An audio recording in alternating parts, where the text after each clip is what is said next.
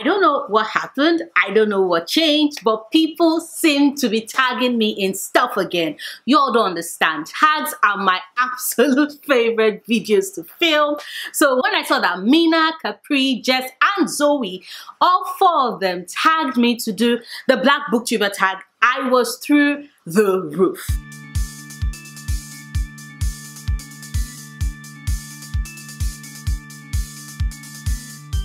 So the Black Booktuber tag was created over by the amazing Mariama. I'm going to leave their announcement video and the original tag video down in the description bar below. I'm also going to leave the tag videos of all the 4 people that tagged me. So Mina and Jessie and Capri and Zoe, everybody will be down in the description bar. Go check their videos, go show them some love. Okay, so I am ready for this tag because okay, so I have my questions. Let's get started. So the very first question says, tell us a little bit about yourself.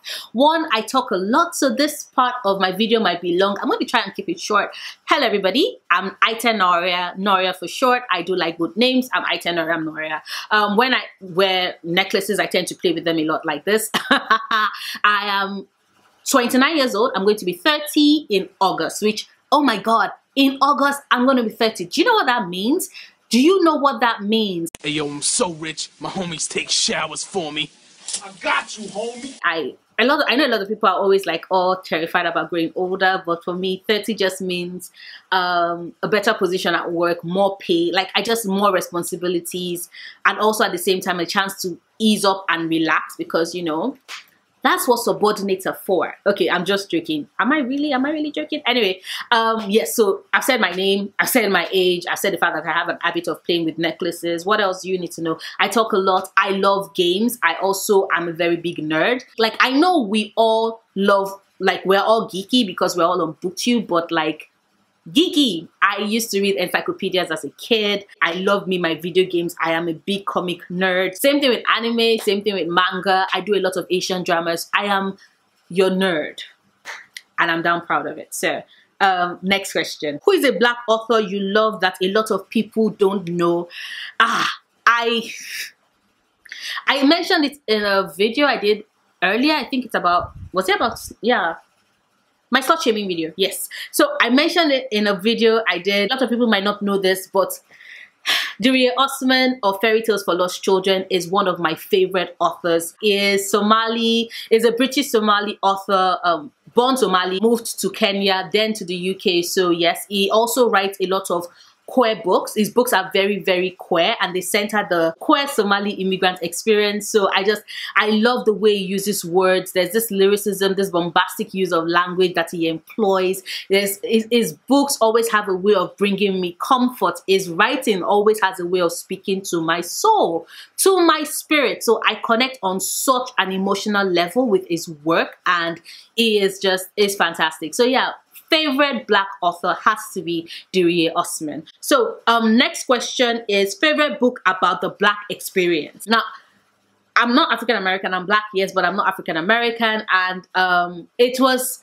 very interesting choosing a book that worked for this prompt, but I ended up going with Americana by Chimamanda Ngozi Adichie. The reason being that the characters in this book, they cover a wide range of that experience for me. So we start this book in Nigeria. So these characters are Black, living in a country that's predominantly Black.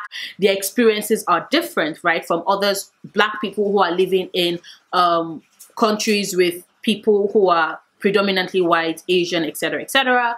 And then one of the characters leaves Nigeria, right? And then she travels to the US. So then we get a perspective of what it means.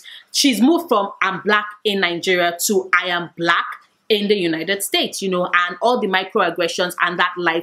She details and journeys and chronicles that for us. Another character moves from Nigeria and moves to Britain. So we get another experience of, we get the story of the Black experience as a Black person, as a Black immigrant living in the UK, you know, and him trying to get his papers, etc., etc., all the things that he goes through.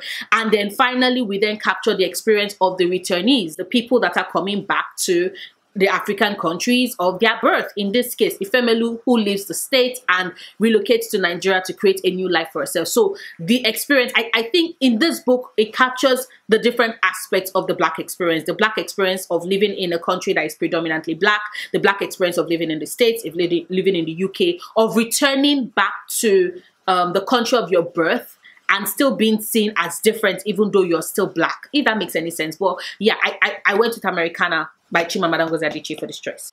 So the next question is favorite book by a Black author. And I'm going to go with, yes, Freshwater by Akweke Emezi.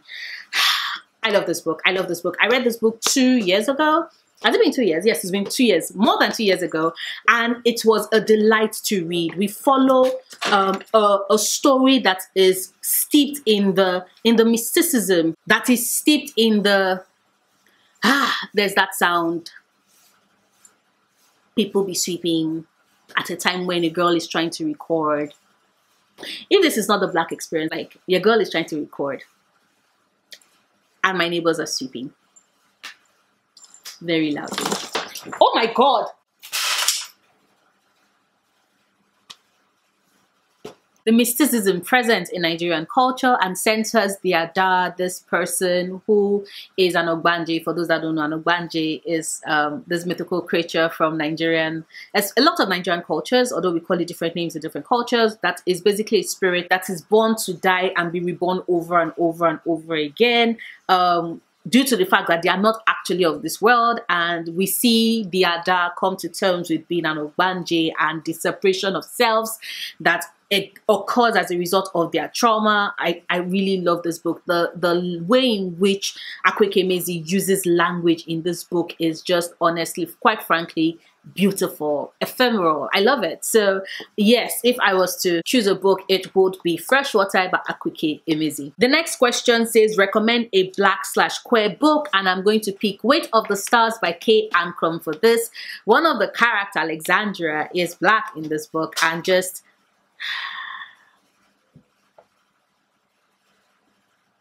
well done, Kushe. One of the characters, Alexandra, is Black in this book, and just I love this book. I love this book. This book is sciencey and beautiful and also very heartfelt. I laughed and I cried equal measure in this book. What is this about? This book follows two girls, right? Although to be precise, it follows Ryan Bird.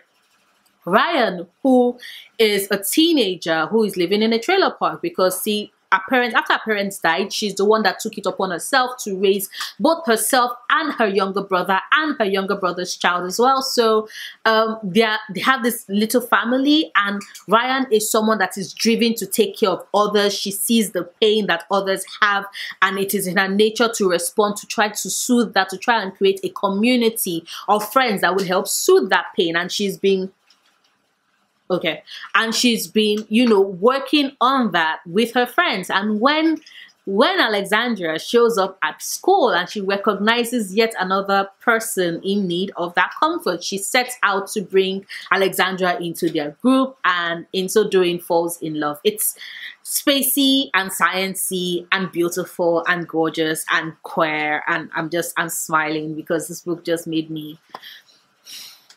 I love love. I love love, especially Sapphic love. Sapphic love makes me so happy. So happy.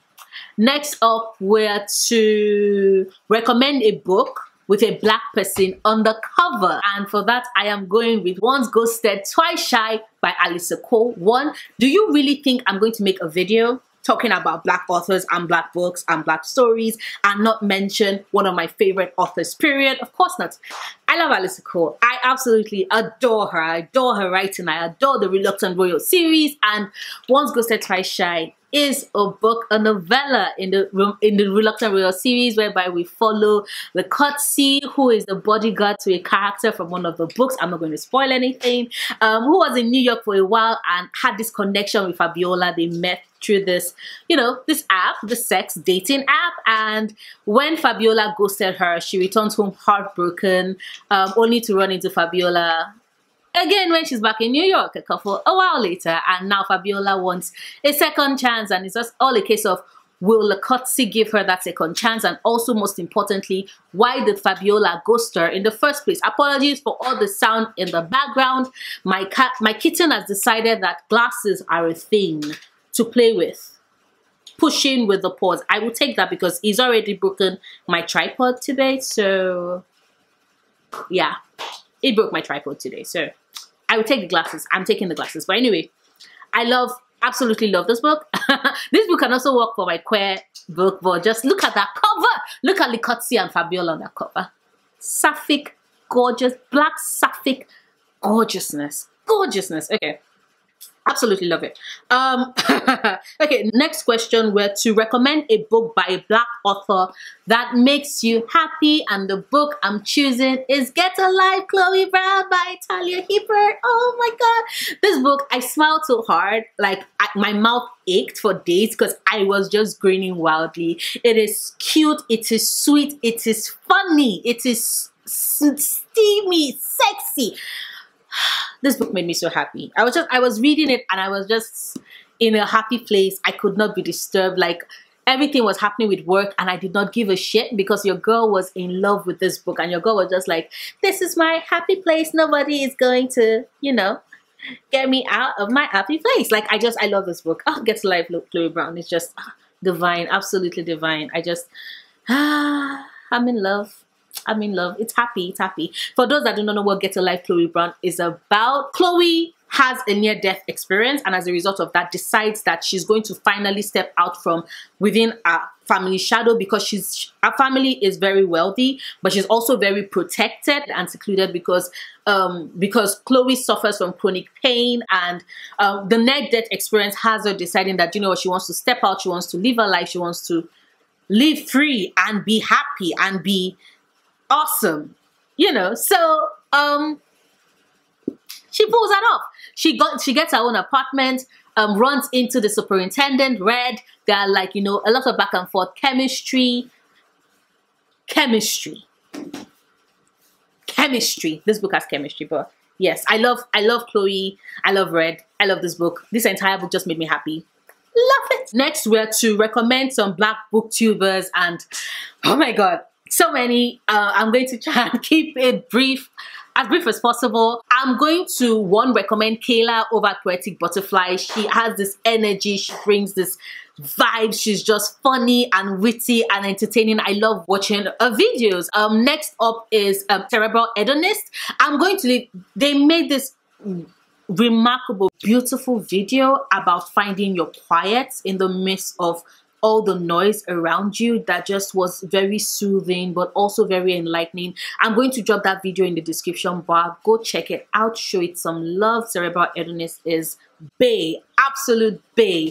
Of course, there's Brittany over Melanin Eclectic. Brittany is artist goals, makeup goals, everything goes. I adore Brittany. Like, talented, brilliant, mind-blowingly, amazingly brilliant. I love Brittany. I absolutely love Brittany, and I fangirl so hard over their art, their bullet journal videos. Brittany was the one that finally convinced my ass to get a bullet journal. Yes, and they also have a shop as well where they sell incredible bullet journal themed merch, and pins. I got some pins. But I'm just going to leave Brittany's channel down in the description bar below, you know, so you can check it out. I'm also going to leave the link to her shop as well. You can also check that out. Then there's Tatiana over Musical Tati. I love Tatiana. Her videos, her reviews. How on earth Tatiana is able to say so much and go so in-depthly with books in such a short amount of time, when you all know when my ass is trying to make review videos, I just blather on. Like, Tatiana is a goddess, a succinct, brilliant goddess. We stand.